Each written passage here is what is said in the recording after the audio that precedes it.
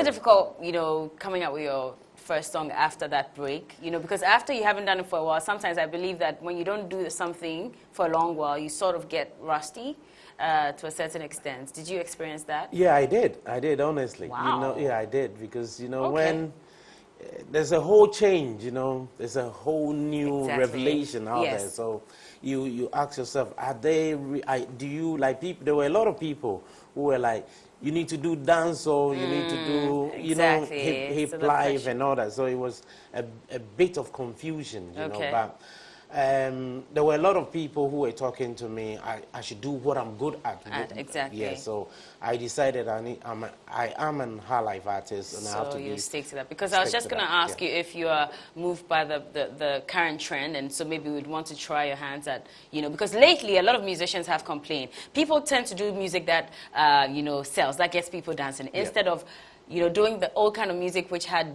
you know, deep words and all that, all those advices and stuff. Because I know during your time and all the way back, those were some of the things that mattered when it came to releasing music. So I guess that we're going to have a lot more of that with your I would say yes. I believe in doing something that live up to memories, you know. So I'm not just doing music because I want people to get on the dancing floor. Exactly. Because you have to ask yourself so many questions, you know.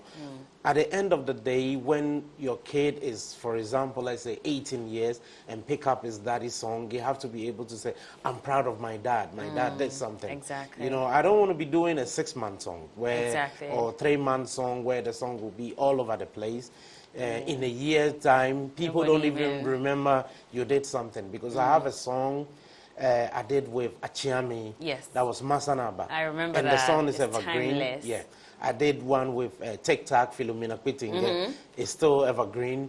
And I remember Odoshog, Atia Dunko, you know, all those. So many of them. Yeah, so I believe in, I think the problem is where I come from. You know, I was grown up by Kwejuentri. So he taught me music, how to do music, not just how to release music. So it's in my genes to give out good music. I mean, I was just reading about him and the fact that I think Kwejuentri was where you started off from. So it's understandable that you churn out as many good songs as Kwejuentri as well. It's good to know that. Anyway, you know what? We're just going to take you back a little, play you one of his old tracks and videos as well, and then we'll come back. It's a surprise, so check it out. We're still on the Rhythm Street Quiz Show.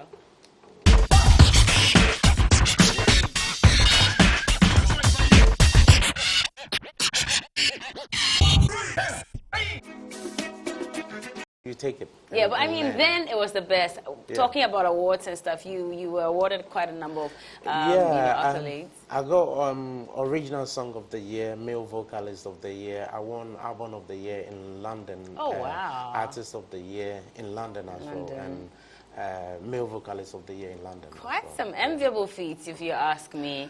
You know, I mean, with the kind of songs you guys used to do and comparing it to now, what do you really make of the musicians that are being churned out and the songs that are being churned out as well lately? Outside it's good. It's good. But in my time, it was difficult. You know, but this time, it's a bit easier. What made it difficult? In my time, when you go to the studio and you record, you need a producer. You need someone to listen to it, to say, I'm going to invest my money in this kind of product. Sometimes you go to the studio and you come up with something you believe in so much, and you give it to a distributor, and he goes like, no, I don't like it.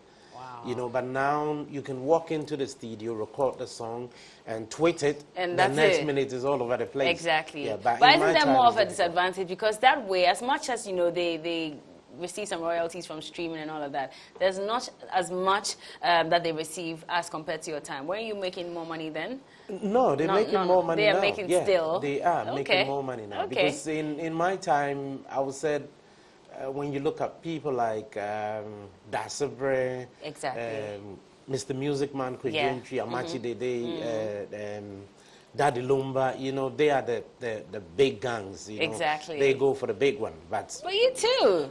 We were, but not like them, honestly. Not like them. We have to give respect to that. Of course. To them. But in these days, you know, when you are able to make 1 or 2 hits, you can start to demand, you know, like you ask and it's given. It's given. Yeah, but in my time, you need to set up a standard where like you will ask and they will give it to you. Exactly. If not, forget it. If not, exactly. Yeah, because we have, I remember there was, what is the name? Lord Kenya. Yeah. VIP, TikTok, or Bravo, Ofori, Amponsah, Kofi Kofi B, Konti Hine.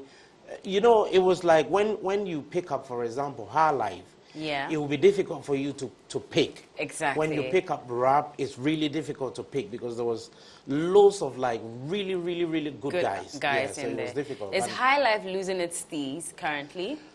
I would say no. I would say no. Yeah, I would say no. Highlife is still ruling Ghana music. Are you? Yeah. Are you sure? Honestly. I mean, I'm judging it based on, first, the songs that are coming out lately, because, like I said, most musicians are following the current trend, so we're seeing less of Highlife. I mean, shouts to those who are still doing it. Come now, Bisa Kede, Ofori Amponsah is back, you know, Daddy Lumba, they still do it. But then again, when we compare nominations for maybe like Highlife artists or Highlife songs, then as compared to now, because 2 years ago or so, or was it last year, there were only 3 people nominated in the Highlife category, as per a number of people that were nominated some years back. So then a lot of people have said that it looks like Highlife were losing that originality, you know, and identity as Ghanaians. No, I would say no. I would say because the problem is the attention is not given to them. That is the problem. Because because there are less people. No, they are not. If we have to go a little bit back and give ourselves just 2 years, I think 2 years ago it was Kwabna. Yes, it was. Yeah, and last year, if we have to be honest, it was Daddy Lumba. And this year, if all of us are really going to be honest to ourselves and speak the truth, you know, our problem we are having in this country is the truth. Yeah. No one really want to speak the truth. But if we said we want to be honest and speak the truth, this year is definitely Bisake Day. Of course. I don't see anyone I can really choose.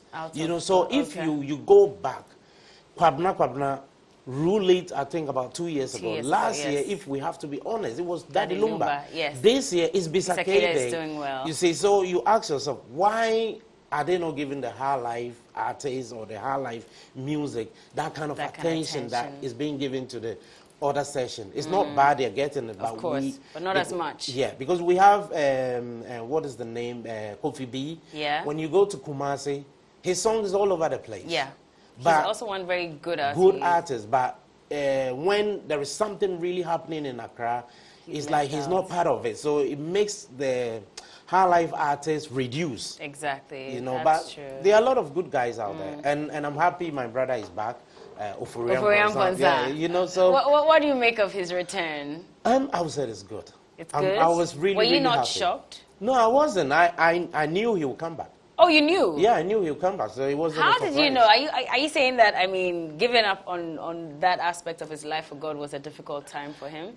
No, it wasn't. You know, I said something. I'm a very spiritual person. Yes, and I believe when God gives you something, no matter what you do, you can run away like Yonah did. You will still come back. You know, because God has a purpose why He gave Ofori the ideas to write good music, to do good music. You know, it doesn't matter he's doing Highlife. The Highlife music, I believe, is changing a lot of people. You know, there are people who listen to Ofori music and they patch bridges with their wives, you know, or their husbands. It happens to me. Okay. So when I decided I wanted to run away from music when I was coming back, I wanted to go, because I started as an R&B artist, so I wanted to go either dance or go back. Yeah. You can't stop, run away from what you're good at, you know. Okay. So I knew he would come back. To me, there was a lot of, so much around, but to me, it's like, brother, you're welcome, man. Exactly. Welcome. And you're loving his new song as well. Oh, my God. You know, he's good. Well, if you have to collaborate with anybody currently, who would it be? Right now. Yeah. In Ghana. Yes. It's going to be difficult? No, it's not. I would say Shatawale.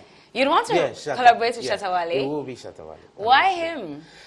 He has something, you know. He has something when you like the controversy, or it's just the song aspect? It's the song, you know. He has something that grooves with people. Okay. You know, something like he could easily say da da da da da pa. Then it's all over the place. What's your favorite Shatawale song though?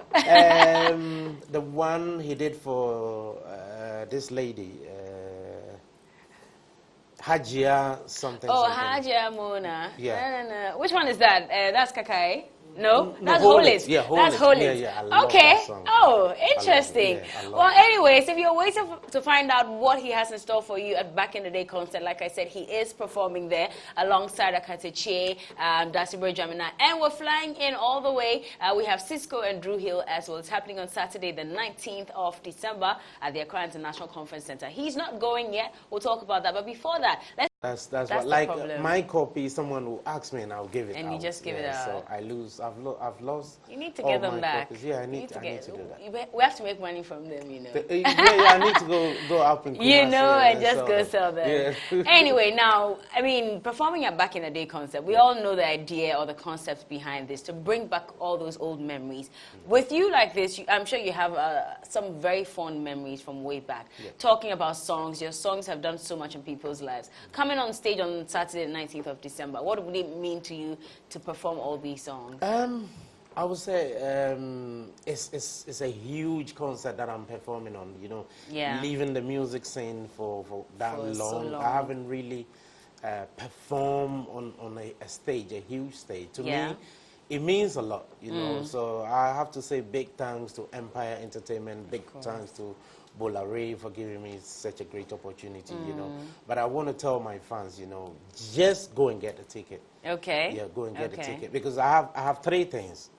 One, I have the fear factor, you know. Okay. I haven't been on a huge stage in Ghana. You know, I was in the States performing, you know, it was fun. Yeah. But in Ghana, you know, are you worried? It's there. Do you think that Ghanaians judge too much? Is that why you're worried? No, I don't really worry too much about what they judge, because no matter what you does in this world, it's not everyone who is going to like you. Exactly. You know, you have to put that at the back of your mind, and that is what keeps me going. But, you know, leaving the scene, you know, for that long and coming back onto the stage, there's that fear factor is there. But when I'm able to break it, that's it. Something will happen on the stage. Wow, I can't wait for that. We miss your voice, though. I know, that's why I said something will happen. Certainly. Are you going to give us like a bit of that? Yeah, I'm going to give them loads and loads what we're talking about now. We no want problem. to hear your voice. No we problem. miss it. So let's do something. I don't know whichever one of your songs you have to tell me. I've got loads of songs. So I like the Asukana Ofori. I love that one. So maybe we can redo that again. Okay. Yes. Asukana Ofori me say usanye why where me oh banti so the ruby na me ongo me way na need me do I am da so do be any see me do Oh man, I was just about to snap you. Oh man, I have goosebumps. That voice is still there. It's God. Wow. Yeah, it is God, you know. When the first time I walked into the studio to record my new album, and Kaywa said the same thing, he said, you still got your voice. Yes, and I you said, still have it. It's God. You still have it. Yeah, it's God. I can't wait for Saturday. You know what? I'm going to find my outfit now. I've been really lazy, but just because I've heard this voice, you can just imagine what to expect on Saturday, the 19th of December. Merry Christmas to you in advance. Thank you. And thank you for giving us this Christmas gift with your voice. I really appreciate it. Thank you. And we wish you the very best of luck on Saturday. Thank you. We'll be there cheering you all the way I hope through. to see all of you there. Certainly, we'll be there. Okay, so that has been Nana Quame. And if you are moved by that voice, then get your tickets now. Go support him. And all the other artists will be coming to the conference center for the Back in the Day concert. It's still the Rhythms Request Show. We're leaving you with one more of his old tunes, and then we'll come back and talk to our other guests for today. So stay tuned. We'll be right back. Thank you.